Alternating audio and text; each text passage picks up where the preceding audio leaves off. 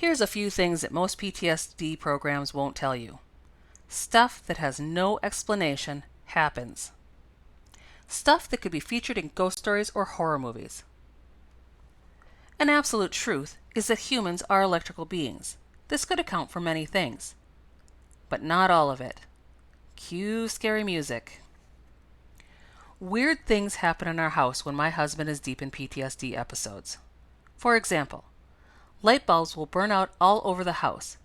Brand new light bulbs that promise 10 years of life cease to work.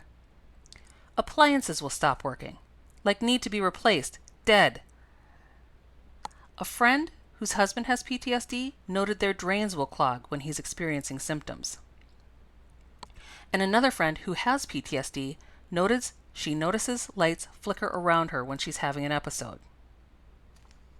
My teen daughter also noted that Dad's PTSD energy keeps her awake at night, almost like it's shared energy. I can definitely attest to that one. When he is deep in PTSD, no one around him can rest. I think the most unsettling thing that has ever happened was energy rushing towards me. It sounds insane to me even to say it, but it was real. It was in the early days when my husband first had his accident. I would check on him a lot because he was so badly damaged and heavily medicated. He had been sleeping for a very long time, and I started to get worried.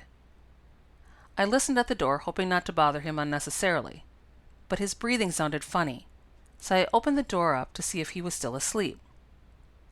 It was very dark in the room because we have room darkening curtains. If you don't have those, get some.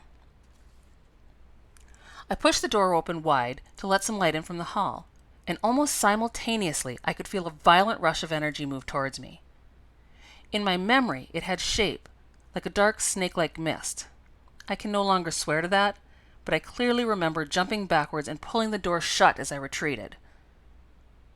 I can't remember if the dog was barking, but the look on his face confirmed that I was not crazy. Something weird had just happened. The dog and I both stared at the door for a while, and then left the scene. I didn't open that door again that day. I was too afraid, and the dog wouldn't come with me. Ha! Some best friend. And then there's the devil dog. Well, enough for today. I'll write about that in a blog post. There's a lot of things that make everyone in a PTSD home feel like they're going crazy. You're probably fine. It's just your weird new normal. If you have stories like this, please share them in the comments below.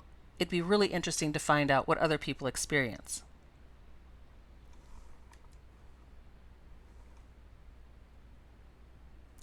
Well, it's almost time to say goodbye, so join me in the next video for some wrap-up information.